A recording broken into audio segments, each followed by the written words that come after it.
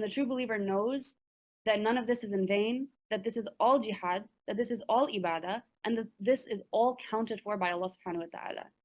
And so the conversation of doxing, the conversation of getting arrested and suspended, I think it's time for Muslims to start to say, all right, so what? Do what you want. I'm gonna do what I gotta do, because it's about time to do that. And I know everybody has their own families and has an education and everything. It's just a question. We don't want to get doxxed, and we don't want to get suspended, and we don't want to get arrested. How gangsta are you? That's just my question. How much are you willing to do it? And I know everyone has their own risk levels, but at the end of the day, that's a question to ask ourselves.